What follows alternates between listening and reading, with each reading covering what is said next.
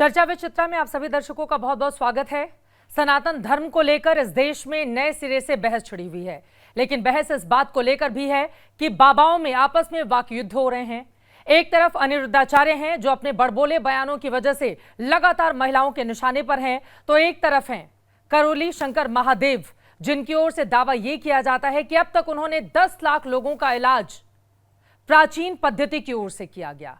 उनकी ओर से दावा किया जाता है चमत्कार तो नहीं, लेकिन कुछ ऐसी अदृश्य शक्तियां होती हैं जिनके जरिए 10 लाख से ज्यादा लोगों को इन्होंने कानपुर में बुलाकर उनका इलाज किया है। हालांकि एक बार एक डॉक्टर की ओर से चुनौती दी गई थी, जिनके ऊपर मारपीट के आरोप भी लगे थे, लेकिन उसके बाद से आज तक न इनके लोगों की संख्या कम हुई, न ही श्रद्धालु इनके बारे में कुछ सुनना चाहते हैं। अब सवाल यह है कि मौजूदा वक्त में साइंस को इतनी बड़ी चुनौती दे रहे हैं, लेकिन वहीं दूसरी तरफ विवादों से भी इनका गहरा नाता है। एक समय पर उन्होंने अपना नाम भी बदल लिया था। बहुत सारे ऐसे सवाल हैं जिनका जवाब आज हम तलाशेंगे, क्योंकि बाबा सवालों के घेरे में हैं। बहुत बहुत स्वागत है एबीपी न्यूज पर आपका। कैसे हैं आप करोली सरकार जी? क्यों रहते हैं इतने विवादों में आप? लोगों को पसंद है विवादों में रखना, या आपको खुद पसंद है विवादों में रहना? हम तो आनंद में रहते हैं। विवादों से फैन फॉलोइंग बढ़ जाती है, श्रद्धालु बढ़े आते हैं। हम उस विचारधारा के नहीं हैं। हम इस विचारधारा के अनुभव आपको हो, सच का, सत्य का अनुभव हो, उस आधार पे आप जुड़े। हम उस विचारधारा के हैं। ये कौन सी पद्धति है जिसके जरिए 10 लाख से ज्यादा लोगों के इलाज का आप दावा करते हैं? ये सनातन वैदिक पद्धति है जो हमारे ऋषि मुनियों के द्वारा पहले से ही, पूर्व हमारे समय से ही चला आ रहा है, जो हमारी शिक्षा से गायब हो गया। हमारी शिक्षा में इसको गायब कर दिया गया, तो हमारे बच्चों के पास इसकी सूचना गायब हो गई। जब सूचना नहीं हो तो उसके आधार पे अनुभव भी खत्म हो गया। तो दरबार ने इस पर अनुसंधान किया, और ये अनुसंधान हमारा पिछले 40 वर्षों का अनुसंधान है। 40 वर्षों का है अनुसंधान है। अच्छा। और उस अनुसंधान के आधार पे मैं बहुत ही प्रेम पूर्वक कह सकता हूँ कि 400 प्रकार की ऐसी डिजीज हैं जो लिपिबद्ध हैं, और जो व्यक्ति आते हैं वो बाकायदा हर पेपर पर साइन होते हैं पहले दरबार में, उस पर एफिडेविट देते हैं, हलफनामा देते हैं कि ये आपकी जो स्मृतियां हैं ये नष्ट होंगी, और ये स्मृतियां एक दिन में ही नष्ट होती हैं आपके वैदिक परंपरा को अपनाने से मात्र, आपकी आस्था विश्वास श्रद्धा के आधार पर, और आपके द्वारा किए गए प्रार्थना और संकल्प के आधार पर। आप तो कैंसर भी ठीक करने का दावा करते हैं। बताइए, अभी इंडिया में कोई ऐसी मेडिसिन बनी नहीं है, उधर रशिया तैयार कर रहा है, लेकिन बाबा कहते हैं मैंने तो कैंसर के मरीजों को ठीक कर दिया है। ऐसा मेरा आपने कोई घोष सुना है कभी कि मैंने कहा कि कैंसर में ठीक कर दिया? लेकिन इस तरह की बातें आती हैं आपके आश्रम से? बेवकूफ है, बेवकूफ लोग इस तरह की चर्चा करते हैं। दरबार इन 400 डिजीज की बात कर रहा है जो न्यूरो डिजीज हैं, जिनके आधार पर व्यक्ति परेशान, और इसका इलाज मेडिकल साइंस के पास। आप कैंसर तो नहीं ठीक करते हैं ना? कैंसर की बात ही नहीं करते ना हम लोग, तो रोग के कारण की बात करते हैं कि जो रोग का कारण है वो नष्ट हो, वो स्मृति नष्ट हो, क्योंकि स्मृतियों के आधार पर रोग है। स्मृति के आधार पर हमारा जन्म होता है, और स्मृति के आधार पर मृत्यु है। स्मृति के आधार पर मेरा रोज का जीना है। आज अगर मैं आपके सामने बैठा हूँ तो अपनी किसी स्मृति के आधार पर, आप यहाँ बैठी तो किसी स्मृति के आधार पर। स्मृति के आधार पर रोग कैसे हो सकता है? स्मृति ही रोग है। स्मृति, अगर आपके को किसी ने गंदी बात बोली है तो आपको बार बार आपको समस्या होगी, और अगर वो स्मृति हटा दी जाए आपके अंदर से कि है ही नहीं, तो आपको बार बार पिंच नहीं होगा, आपको समझ में आएगा ही नहीं, कोई रोग ही नहीं है, कोई कष्ट। अरे जब बीमारी होगी, दर्द होगा, तकलीफ होगी, तो फिर वो स्मृति में आएगा ही ना। अगर मैं बीमार हूं तो वो मेरी स्मृति का हिस्सा है, तो मैं उसको कितना भी भूलने की कोशिश करूं, ऐसा तो होगा नहीं कि मेरा सारा दर्द ठीक हो जाएगा। मुझे तो डॉक्टर के पास जाना ही होगा उसको ठीक करने। भुला सकता हूं। बताइए क्या भूलना चाहती हैं आप? मैं? हाँ, क्या भूलना चाहती हैं आप? क्या बोलना चाहती हूँ? क्या भूलना चाहती हैं आप? क्या भूलना चाहती हूँ मैं? अब ऐसा तो अभी कुछ सोच के नहीं बैठी कि क्या भूलना चाहती हूँ मैं। तो आप अगर कोई भी नकारात्मक स्मृति आप में है, अगर आपके अंदर कोई इस तरह की स्मृति जो आपको जीने नहीं देती, चैन से नहीं रहने देती, अगर वो आपकी स्मृति आपकी प्रार्थना और संकल्प से नष्ट हो जाए, इसमें क्या आपत्ति किसी को? प्रार्थना से गुरुजी कैसे नष्ट हो सकती हैं? तो बीमारियां कैसे नष्ट हो सकती हैं? अनुभव कर लीजिए। अब मैं थोड़े दिन पहले बीमार थी, आज तो मैं बीमार नहीं हूँ कि मैं अपने जब आप यहाँ से उठेंगी तो आपसे ज्यादा स्वस्थ संसार में कोई दूसरा होगा नहीं। मेरा गला खराब होता है बहुत ज्यादा, शारीरिक रूप से, हाँ, मानसिक रूप से और आध्यात्मिक रूप से। आप ये दावा कर रहे हैं? दावा नहीं है, ये सत्य है।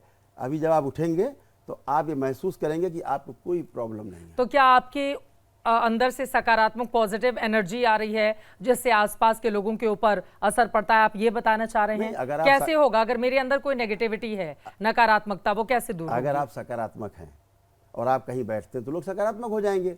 आप नकारात्मक हैं, आप बैठेंगे किसी के पास और लोग नकारात्मक तो ये होंगे। बीमारी नहीं हुई ना, ये बीमारी मैं है ना। ये दावा थोड़ी ना करूंगी मैं सकारात्मक हूं, मैं बीमारियों को ठीक कर दूंगी। आपकी तो ये पूरी कौन की कहता पूरी है? लिस्ट गलत मैंने बात। निकाल कर ये रखी गलत है। बात है। आपने तो पूरी लिस्ट बनाकर रखी है करोली सरकार जी। यहाँ पर मैं देख रही हूँ पैनिक अटैक, बिना झटके के स्मृतियां, हत्या, आत्महत्या के विचार की स्मृतियां, हीन भावना की, स्वयं का चेहरा अच्छा न लगने की, घुटनों का दर्द, शरीर की कमजोरी, अकेले रहने की भावना, नकारात्मक, और इसी के साथ ओसीडी है, ऑब्सेसिव कंपल्सिव डिसऑर्डर्स हाँ, हैं, पूरी लिस्ट बना के रखी है आपने। एंजाइटी डिसऑर्डर्स हैं, बाइपोलर डिसऑर्डर हैं, बहुत भयानक बीमारी जिनका इलाज नहीं है। अल्जाइमर नहीं, ये स्मृतियों का आप दावा करें कि बार बार ऐसा महसूस होता है नहीं, अगर किसी को हो गया। आप मेरी बात समझने की कोशिश करें। दरबार रोगों का इलाज नहीं करता, इस बात को पहले आप एक लाइन में लिख लें। दरबार जिन कारणों से रोग उत्पन्न होते हैं वह रोग उत्पन्न होते हैं स्मृतियों के आधार पर। अगर स्मृति नष्ट हो जाती है आपकी, रोग अपने आप चला जाता है। अगर जड़ कट गई तो ऊपर फल पत्ते फूल गायब, उनको नष्ट होना ही नष्ट होना है। तो अभी यही तो विज्ञान है जिसको समझने में लोगों को समय लग रहा है। लेकिन मैं चाहता हूं कि यह विज्ञान जिसका अनुसंधान दरबार ने किया वो शिक्षा में लागू हो, ये शिक्षा में आए, बच्चों को बताया जाए, बच्चे इसको समझें कि यह भी एक विज्ञान है। हमारे सनातन वैदिक पद्धति से हम बिना औषधि के केवल अपने प्रार्थना संकल्प से अच्छे हो सकते हैं। आप खुद तो अपने बेटे को मेडिकल की पढ़ाई पढ़वा रहे हैं और आयुर्वेद है, वो भी एक वेद है। वैदिक पद्धति से लोगों को ठीक करने का हमारे दावा बच्चे कर ने रहे हैं। एलोपैथी से पढ़ाई नहीं की है, आयुर्वेद से की है, और आयुर्वेद का मैं सम्मान करता हूँ। जहां पर असाध्य रोग है वहां पर आयुर्वेद की औषधियों के बगैर आदमी ठीक ही नहीं हो सकता। ये मैं न्यूरो डिजीज की बात कर रहा हूँ, जो 400 डिजीज की मैं बात कर रहा हूँ।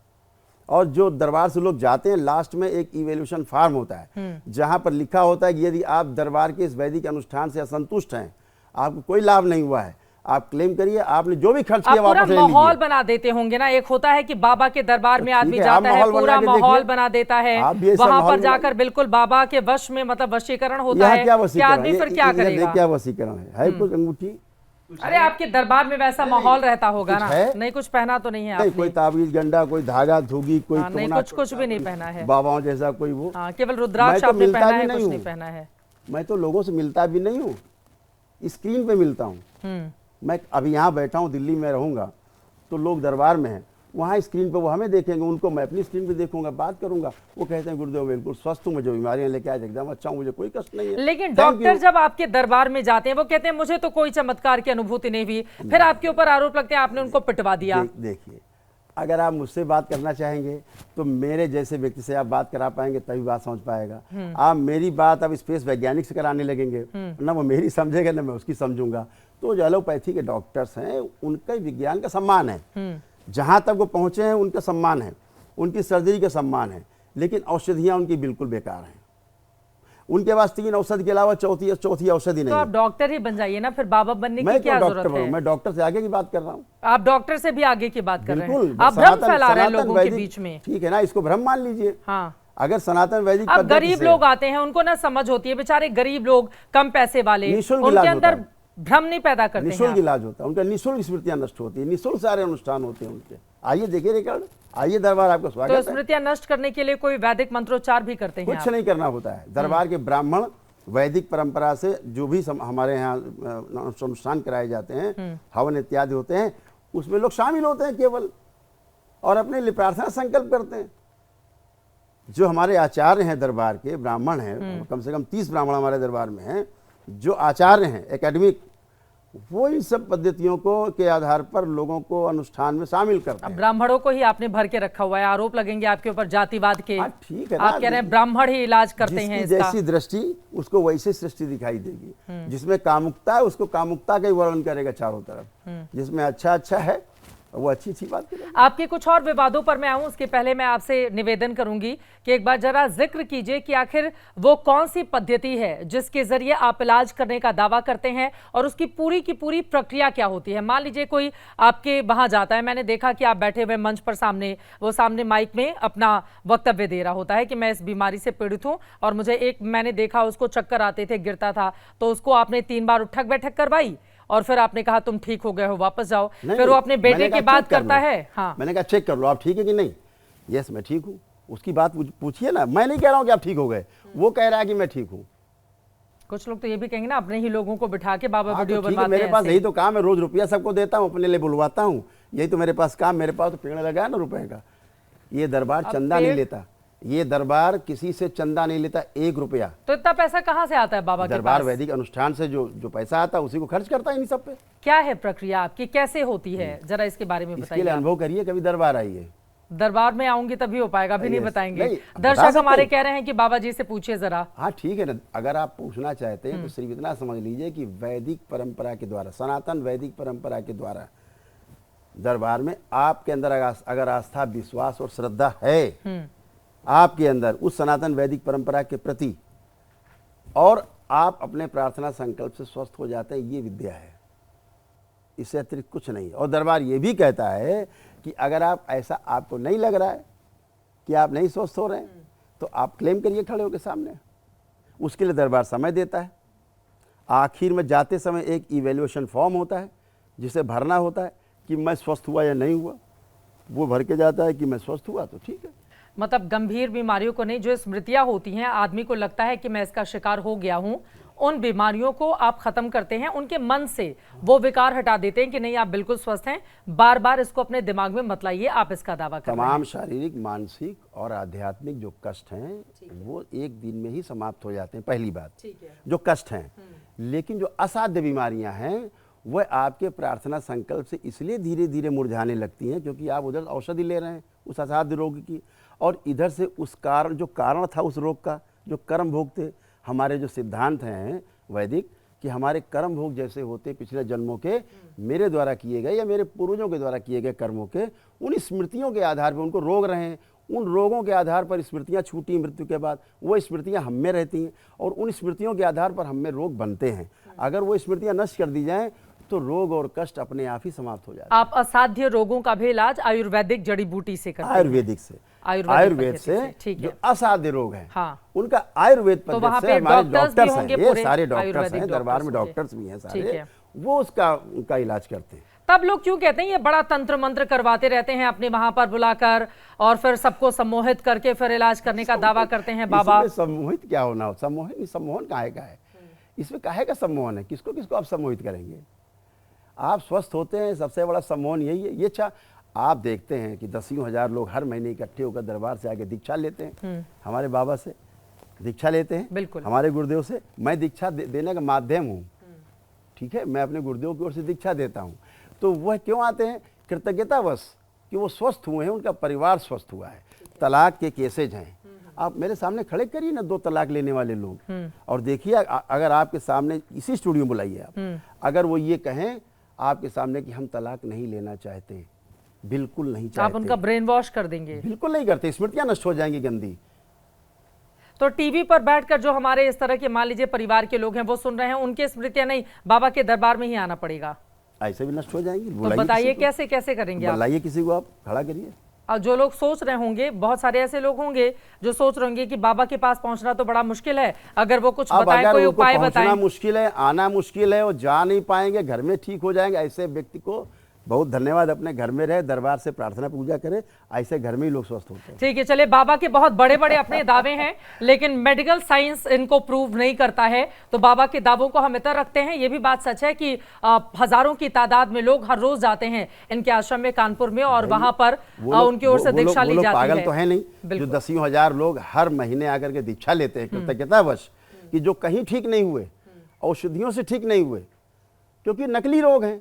90% रोग ही नकली है व्यक्ति में, और उन नकली रोगों का जब असली इलाज चालू होता है एलोपैथी या किसी विद्या से भी, तो फिर जो केमिकल बॉडी में रक्त में मिश्रित होता है उसके कारण फिर रोग उत्पन्न होना शुरू होते हैं। इसलिए मैं कहता हूं कि 90% जो मानसिक रोग हैं उनके कारण शारीरिक कष्ट महसूस होते हैं, लोगों का जीना मुश्किल है। अगर वह नकारात्मक रोगी स्मृतियां नष्ट हो जाएं तो व्यक्ति को रोग है ही नहीं पहले से, केवल स्मृतियां हैं, उनके पूर्वजों की स्मृतियां हैं। दरबार उनके पूर्वजों की मुक्ति कराता है, पहले पूर्वजों की मुक्ति होती, पूर्वजों को जो कष्ट रहे अपनी स्मृतियां रही मृत्यु के समय की, वो स्मृतियां बनी रहती हैं वंशजों में, उन स्मृतियों के आधार पर रोग बनने लगते हैं। वैसे आप सुनते होंगे कि पिताजी को हार्ट अटैक हुआ था, मुझे भी हार्ट की समस्या है। दरबार कहता है बीमारी नकली है, ये बीमारी ही नकली है। पिताजी को ये कैंसर था, मुझे भी कैंसर हो रहा है, ये नकली बीमारी है। ठीक है, चलिए, आपके बहुत बड़े बड़े दावे हैं स्मृतियों को लेकर, नष्ट करने का आप दावा करते हैं, लेकिन हम नहीं जाते हुए, क्योंकि मेडिकल साइंस इन चीजों को मैं तो स्वागत करता हूं, मैं आमंत्रित करता हूं दरबार में, खुले मन से आप सभी को आमंत्रित करता हूं कि आप जैसे लोग आए और दरबार को आकर के पर्दाफाश करें, और अगर सत्य है तो उसको फैलाएं, असत्य है तो दरबार। कैसे पर्दाफाश करेंगे? एक डॉक्टर पहुंचे तो थे बेचारे, पता इतनी पिटाई हुई, कितनी चोटें लगी, परेशान था वो, खुद ही परेशान बेचारा। हाँ, तो क्यों पिटवा दिया आपने? आरोप लगाए थे डॉक्टर, उसकी जांच हो चुकी, सब असत्य निकला। हाँ, सब कुछ असत्य निकला, उसकी जांच हो चुकी। हाँ, फाइल बंद तो हो चुकी है। बिल्कुल कुछ है ही नहीं, जब मतलब ही नहीं है कोई। इसी प्रकार के आप आरोप लगते हैं। आप ही के लोगों ने पीटा, फिर बाद में वो अकेले बोलता रहे, कौन बोलेगा उनके खिलाफ? ऐसा बिल्कुल नहीं है। इस भारतवर्ष में कानून भी अपना है, संविधान भी अपना है, वो अपना काम करता है। कोई झूठे आरोप लगाता है तो आरोप को सिद्ध करने के लिए उसको बहुत लंबी लड़ाई लड़नी होती है, और उसके लिए कानून है, उसके लिए व्यवस्था है, प्रशासन है। सबने जांच की, इंक्वायरी की, इन्वेस्टिगेशंस की, फॉल्स पाए गए सारे आरोप, बात खत्म हो चुकी, वहां कोई बात ही नहीं, ना थी ना है। मतलब आप तैयार हैं, आपका पर्दाफाश हम लोग करें, आश्रम में आकर तैयार है, जाने देंगे जहां पर भी। एकदम स्वागत है। 24 रोक टोक तो नहीं की जाएगी, बिल्कुल नजर रखी जाएगी। पहले भी मैंने मीडिया को पूरी स्वतंत्रता दी थी, किसी को रोक टोक नहीं थी। मैंने जगह दी, रुकिए और खुद जाइए, घूमिए पूरे दरबार में। 20-25 हजार लोग थे, सबके बीच में जाइए, एक आदमी नहीं आप ला पाए। ठीक है, हम लोग इसकी पूरी तैयारी करते हैं और उसके बाद दरबार आया, मैं स्वस्थ हूँ। हाँ। लोग सभी लोग कह रहे हैं मैं स्वस्थ हूँ। और फिर सबसे बड़ी बात है कि दरबार ऐसे गरीब लोगों को, जिनके पास पैसे नहीं हैं, जिनके पास व्यवस्था नहीं आने जाने की, खाने पीने की, दरबार उनके लिए भी वैदिक अनुष्ठान निःशुल्क कराता है। आप तंत्र मंत्र भी करते हैं? ये झूठ नहीं करते। ये तंत्र मंत्र टोना टुटका का दरबार विरोध करता है, झाड़ फूक टोना टुटका जादू टोना का कड़ा विरोध करता है, और सरकार से मांग करता है कि ऐसे लोगों के विरुद्ध कानून आना चाहिए, बिल आना चाहिए, ऐसे लोगों को उठा के जेल के अंदर बंद कर देना चाहिए। जो ऊत भूत प्रेत की बात करते हैं उनको उठा के बंद कर देना चाहिए जेल में। कोई ऊत भूत प्रेत नहीं होता, ये सब स्मृतियां हैं, केवल आपकी स्वयं की स्मृति, नकारात्मक स्मृतियां हैं जो आपको तंग करती हैं, आपके बच्चों को तंग करती हैं। पूरे कुल में स्मृतियों का प्रवाह होता है। इन स्मृतियों के बारे में आप जानते हैं ना, तो भूत प्रेत की बात आप। लेकिन गांव में तो हमने देखा है ना, आज भी ये दुर्भाग्य है हमारे देश का कि कई ऐसे गांव से खबरें आती हैं जहां पर एक महिला के ऊपर चुड़ैल के आरोप लगा के भीड़ उसको पीट रही है। कहीं कहीं बड़े बड़े घर हैं, लोगों ने कहा भूत का वास है, वो पूरा घर ही लोग। मैं ऐसे कई लोगों को जानती हूँ कि उन्होंने कहा कि इस हवेली में भूत का वास हो गया है, क्योंकि यहाँ पर एक आत्महत्या या वो हुई थी, उसके बाद पूरा घर छोड़कर लोग चले जाते हैं।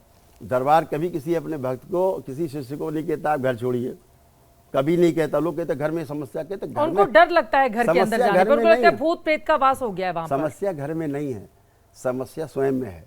अगर स्वयं में समाधान नहीं है तो कहीं समाधान आपको नहीं मिलेगा, कोई आपको नहीं बैठा ठीक करने वाला। आप ठीक स्वयं से हो सकते हैं, स्वयं से ही अच्छे हो सकते हैं, दूसरा कोई आपको अच्छा नहीं करता।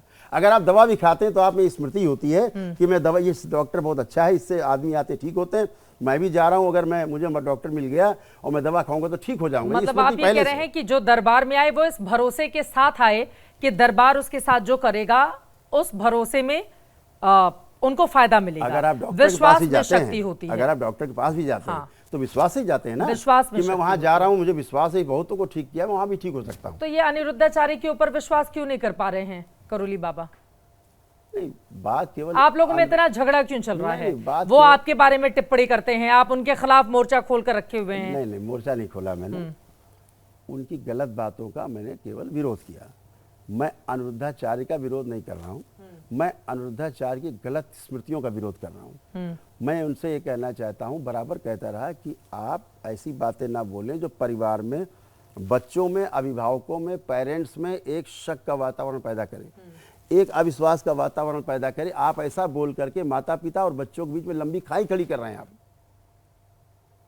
ये लंबी खाई ना हो ये हमारा अधिकार है, बनता है, और हमारा दायित्व कर्तव्य भी है कि हम परिवारों में समरसता पैदा करें, परिवारों में प्रेम पैदा करें, विश्वास का वातावरण पैदा करें। उन्होंने कहा है कि 25 साल की लड़कियां 4 जगह मुंह मार के आती हैं, इसीलिए परिवार में वो अपने आप को सामंजस्य नहीं बिठा पाती हैं। पहले 14 साल की उम्र में लड़कियों की शादी हो जाती थी तो बड़ा अच्छा रहता था। तो ये उनको अनुभव कहाँ से हो गया है?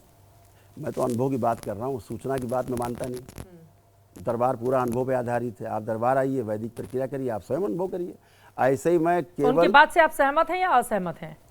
किस बात? लड़कियों के बारे में जो टिप्पणी उन्होंने की। एकदम पूरी तरह असहमत, 100% असहमत। बल्कि मैं कहना चाहूँगा कि इस प्रकार के दुष्प्रचार से उनको बचना चाहिए। सामने आकर के उनको नारी समाज से पूरे क्षमा मांगनी चाहिए। उन्होंने किंतु परंतु करते हुए तो माफी मांगी है। ये किंतु परंतु नहीं, स्पष्ट बात करें। अगर आप अपने को मानते हैं कि आप समाज सुधारक हैं, तो आप कथा बाँचते हैं, तो आप अच्छी बाँचें। अब बाँचें मतलब अच्छी बातें बोलें, अच्छी बातें बोल करके अच्छी स्मृतियाँ लोगों को फैलाएं। इस प्रकार की नकारात्मक स्मृतियाँ फैलाने का आपको कोई अधिकार नहीं है, क्योंकि आपको सुनने वाले बहुत लोग हैं, बच्चे भी सुनते हैं, गलत रास्ता पकड़ेंगे।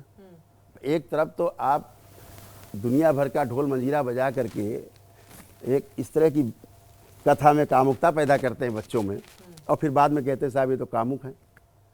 आप भगवान श्री कृष्ण, भगवान नारायण ने गीता का भी तो उपदेश दिया है। बिल्कुल, गीता की बात कर लो थोड़ी, भगवान राम की बात कर लो थोड़ी, आदर्शों की, तो क्या चला जाएगा? तो वो क्यों ये वाली बातें ज्यादा क्यों करते हैं? वो कहते हैं लड़कियां मेकअप इसलिए करती हैं ताकि पुरुषों को आकर्षित करें। वो किसको आकर्षित कर रहे हैं?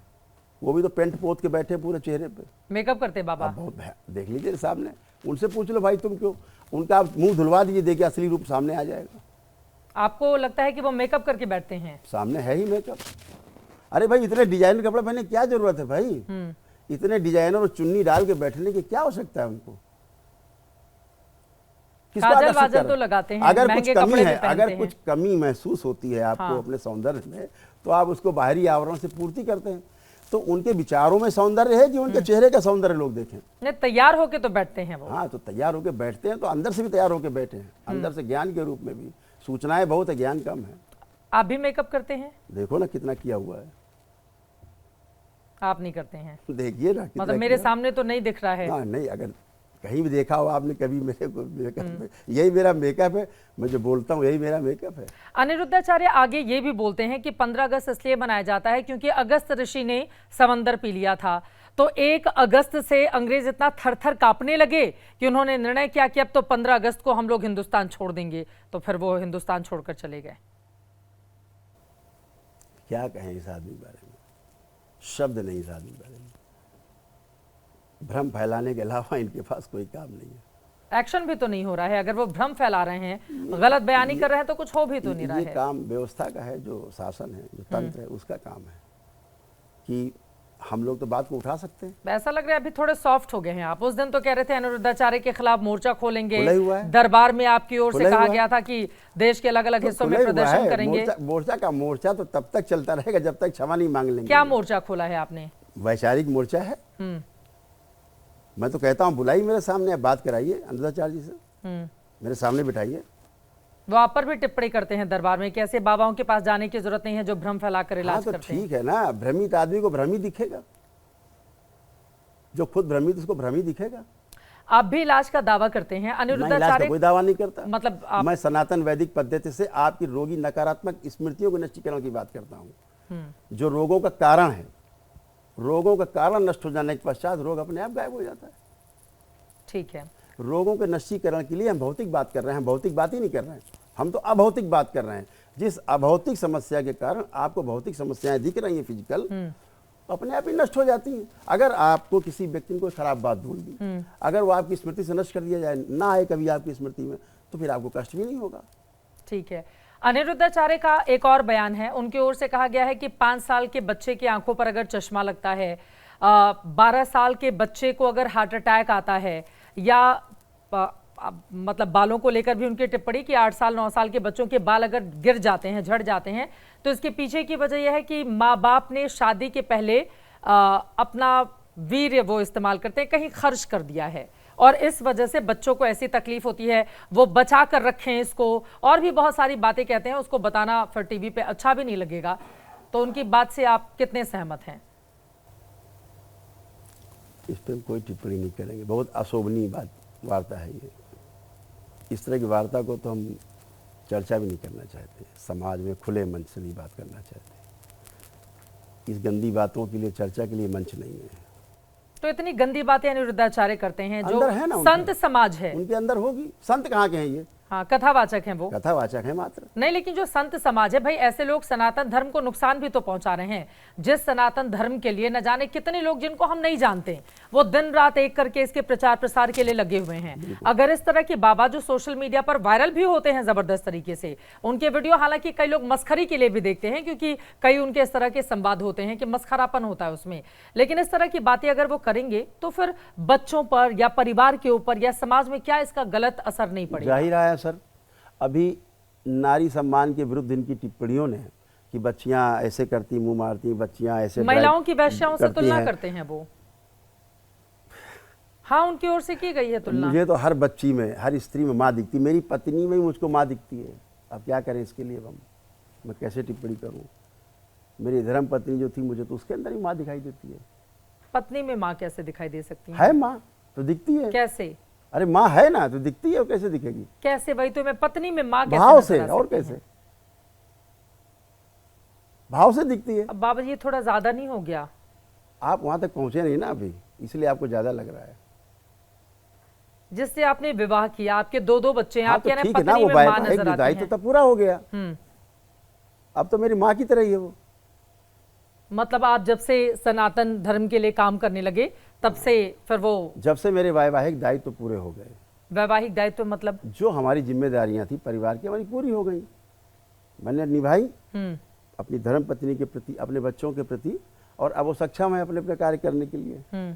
तो मैं अपने आधार पे मैं कह सकता हूँ कि मैं अब समाज के लिए कार्य कर सकता हूँ। अरे, या आप तो बाबा बन के निकल गए ना, पत्नी अपनी पीड़ा कहाँ पर निकल गया मैं? ये निकलने वाला हमारे यहाँ रूल ही नहीं है। हमारे यहाँ दरबार में एक ही शिक्षा दी जाती है, जितने भक्त दरबार के शिष्य हैं, परिवार को कभी नहीं छोड़ना है। ये इकाई परिवार की संसार में वो इकाई है जो आपके साथ हमेशा रहती है। इस संसार में आपके परिवार से सुंदर जगह आपकी दूसरी कोई नहीं है, ना हिमालय है और ना ही कोई जंगल है। परिवार से बढ़ करके संसार में आपके लिए कोई दूसरा स्थान नहीं है जो आपको प्रेम करता है। इसलिए परिवार में रह करके सारी साधनाएं करनी है। दरबार ये शिक्षा देता है और ऐसे लोगों को जोड़ के रखता है। हमारे दरबार के प्रत्येक भक्तों से मिल लीजिए, सब अपने परिवार में रह करके साधनाएं कर रहे हैं।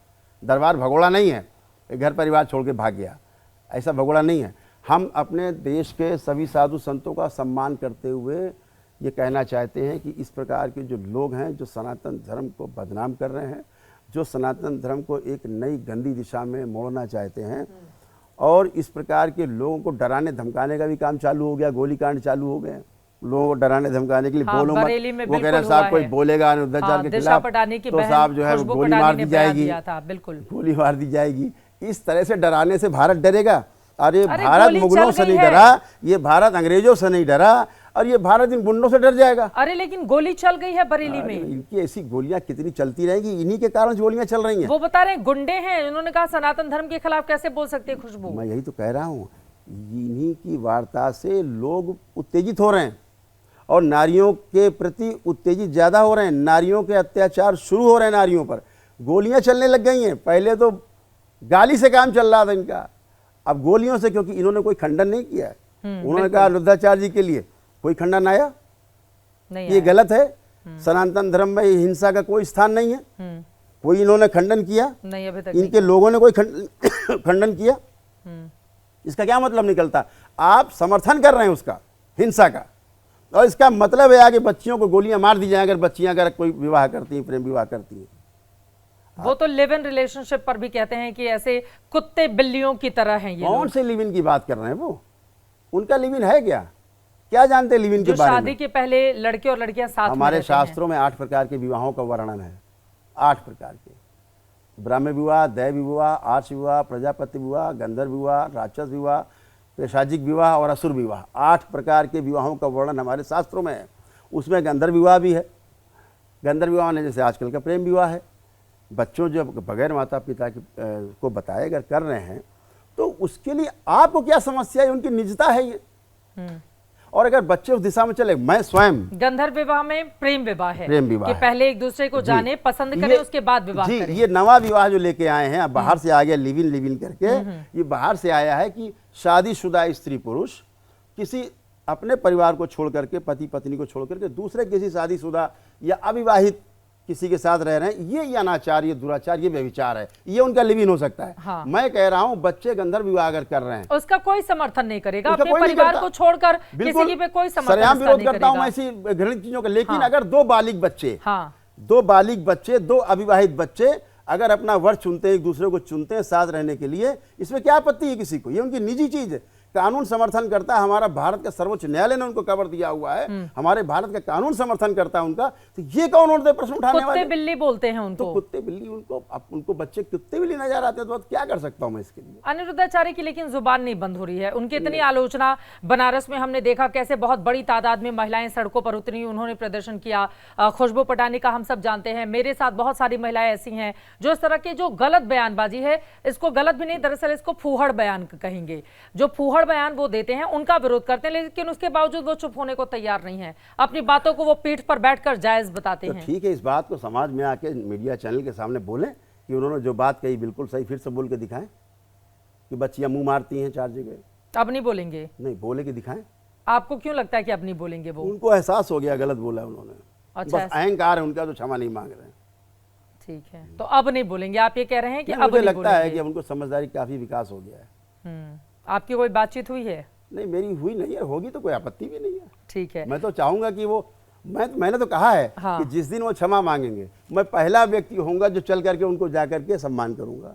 अरे उनकी स्मृतियां इस तरह के फूहड़ बयानों की खत्म क्यों कर नहीं देंगे। दूर कर देते हैं आप? खत्म कर देंगे। बुलाइए अपने वहां कानपुर मैं तो में कहा, स्वागत उनकी है। ऐसी फूहड़ अगर बयानबाजियां हैं, आप बुलाइए, उनकी स्मृतियां खत्म कीजिए, बिल्कुल खत्म हो जाएंगी। क्योंकि बाबा को भी तो इलाज की जरूरत है ना, नहीं तो उसके लिए- महिलाओं के खिलाफ लगातार वो गंदे गंदे बयान मैंने देते कहा, रहेंगे। उसके लिए अपने अंदर आस्था, विश्वास, श्रद्धा होनी चाहिए दरबार के प्रति, अपनी सनातन वैदिक परंपरा के प्रति।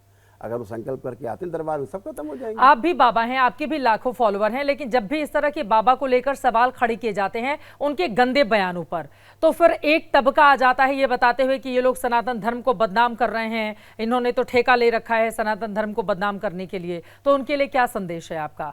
नहीं, देखिए क्या है कि क्या सनातन धर्म को इससे जोड़कर देखा जाना चाहिए? दोनों अलग अलग चीजें हैं ना। सनातन धर्म क्या है, मानव का लक्ष्य समझने की बात है। पहले क्या आदमी चाहता क्या है?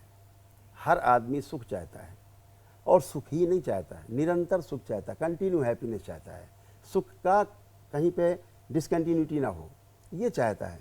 और अगर व्यक्ति जितना उसके पास ज्ञान है उतना वो कर रहा है, इसमें क्या आपत्ति है? आज जितना ज्ञान जिस भी व्यक्ति के पास है उतना काम कर रहा है, क्योंकि मनुष्य ज्ञान अवस्था की इकाई है।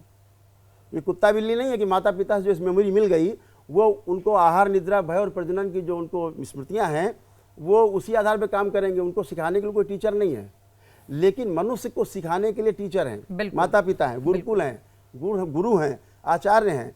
तो वो जितना ज्ञान उनके पास आया है, सूचना के रूप में पहले आया है, अनुभव किया तो ज्ञान हो गया है। अरे वो तो पत्नियों को लेकर भी टिप्पणी करते हैं, कहते हैं कि रावण पहले सीता जी को लेकर गया, आजकल की महिलाएं तो पता चल जाएगा ये ज्यादा पैसे वाला है तो खुद ही उछल के बैठ जाएंगी उसके साथ कि ले चलो मुझे। ये काम शास्त्री, हम इनके बारे में कोई बात ज्यादा इसलिए नहीं करना चाहते, इनके पास सिर्फ महिलाओं के लिए बातें, क्या करें इनसे? क्यों करते हैं इतनी महिलाओं के बारे में बातें? कोई ज्ञान की बातें करें, इनके पास भंडार सूचनाओं का वही है, मुझे लगता है।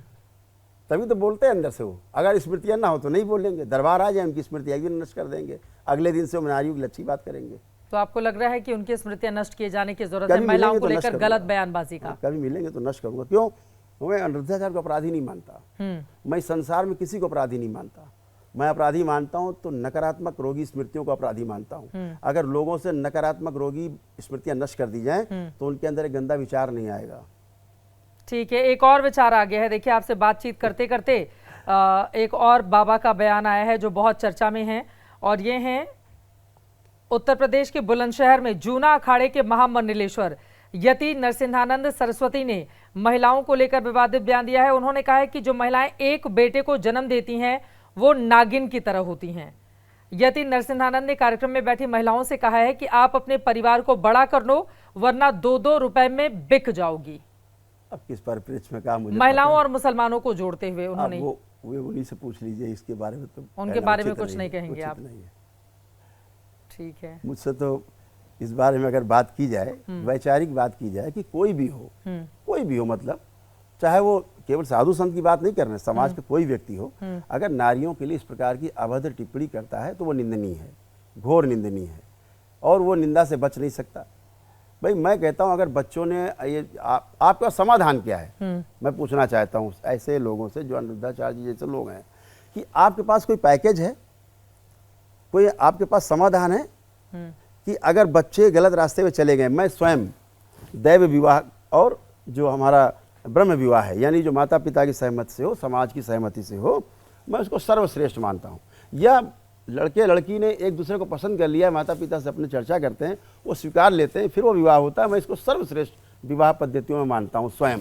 ठीक है। लेकिन अगर बच्चों के पास उतना ही ज्ञान है कि मैं माता पिता से अलग रह करके मेरे माता पिता विवाह नहीं होने देंगे और मेरे लिए यही अच्छा जीवन साथी है, अगर ऐसा विवाह कर लेते हैं, शास्त्रों में उसका वर्णन किया गया है, तो उसके लिए आपके पास क्या उपाय है कि बच्चों को वापस से मुख्य धारा में लाया जाए, माता पिता से मिलाया जाए, माता पिता में जो नकारात्मक रोगी स्मृतियां उनको नष्ट की जाए। ऐसे बहुत सारे आप तो दरबार लाइए, कर रहे हैं, आप दरबार भेजिए। ऐसे बहुत सारे परिवारों को मैं जानती हूं, अगर लड़के लड़की ने खुद की पसंद से विवाह कर लिया, परिवार सहमत नहीं था, तो घर वाले रिश्ता तोड़ लेते हैं अपने बच्चों से। ठीक है ना, ऐसे भी तो उदाहरण लाखों हैं कि माता पिता बाद में मान जाते हैं। दोनों पक्ष देखिए ना आप। तो जो लोग रिश्ता तोड़ लेते हैं उन्होंने तो बच्चों को छोड़ दिया ना। ऐसे माँ बाप को कुछ संदेश, कोई माता पिता कभी नहीं बच्चों को छोड़ सकता, वो नहीं मतलब रखते हैं अपने ठीक है, वो सामाजिक उनके ऊपर कोई दबाव होता है इसलिए ऐसा करते होंगे, लेकिन मुझे नहीं लगता कोई माता पिता अपने बच्चों को छोड़ देता है या कोई बच्चा अपने माता पिता को छोड़ देता है, ऐसा कभी नहीं होता। एक बच्ची ब्याह करके अपने पति के घर जाती है, मरते दम तक, जिस दिन अर्थी निकलती है उस दिन तक अपने माता पिता को याद करती है। कभी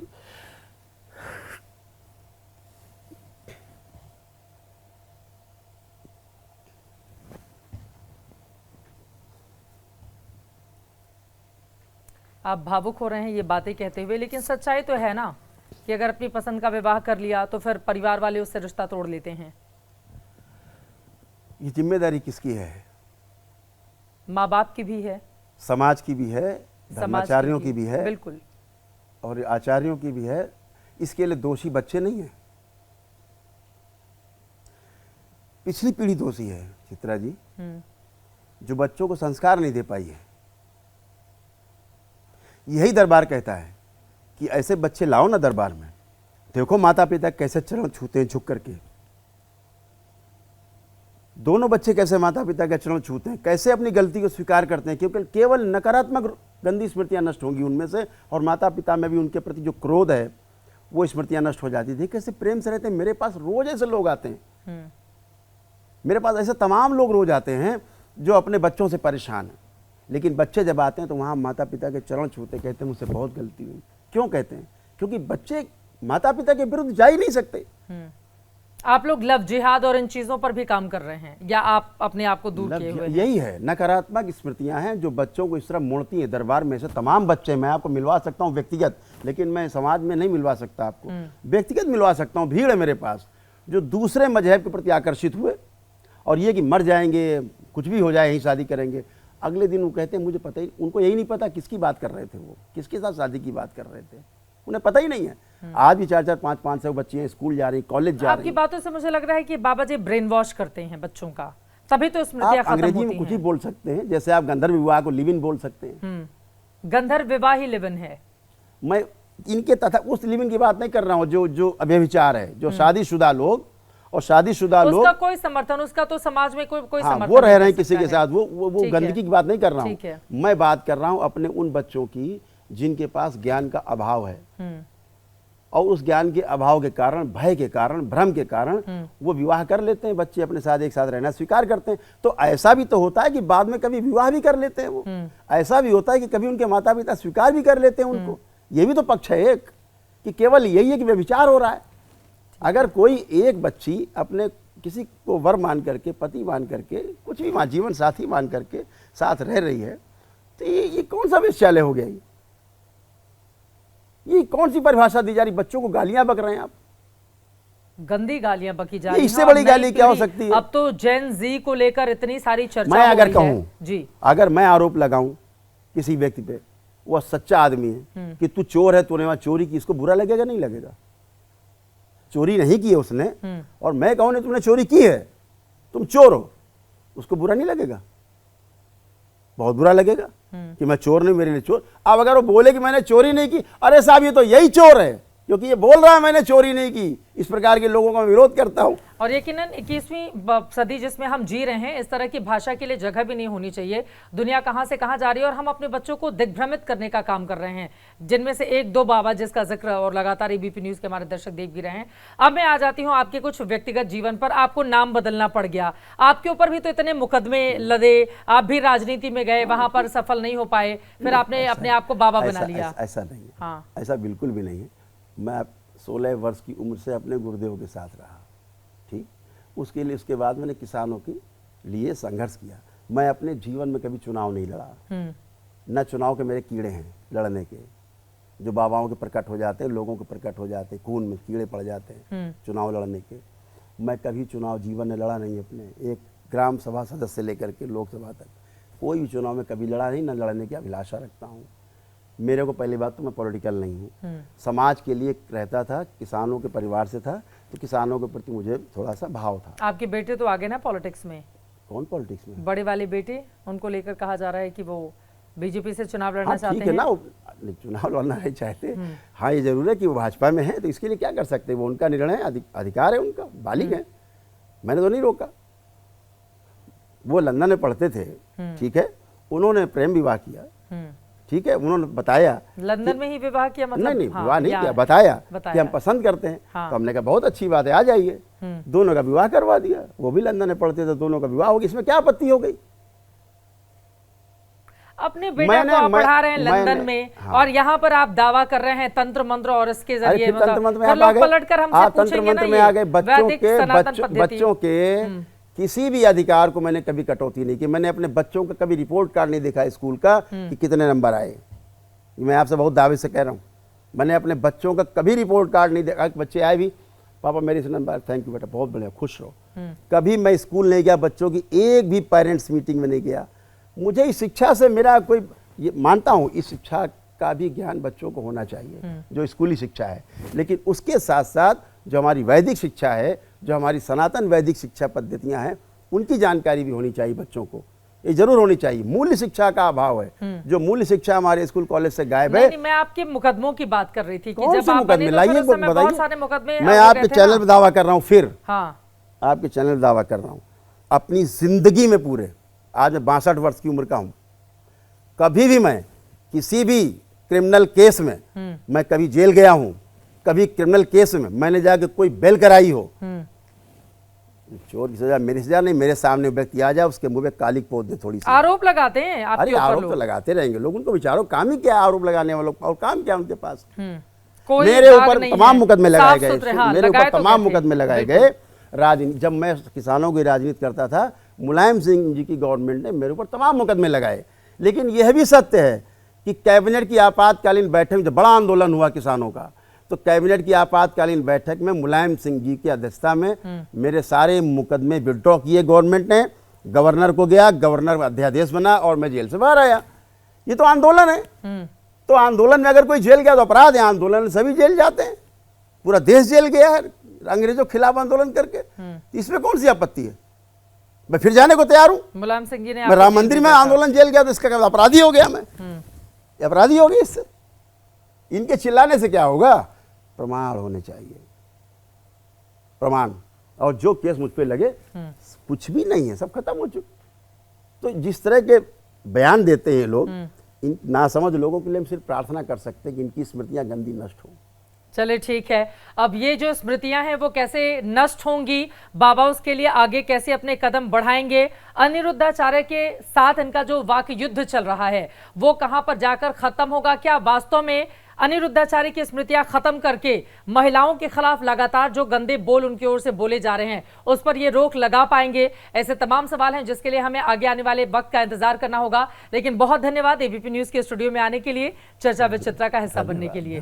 बाबा के बड़े बड़े दावे हैं, इनके अपनी फैन फॉलोइंग है। अब बाबा के दावों का आगे कितना दम दिखेगा इस पर भी हमारी नजर बनी रहेगी। अभी के लिए दीजिए इजाजत। देश और दुनिया की तमाम खबरों के लिए आप देखते रहिए एबीपी न्यूज।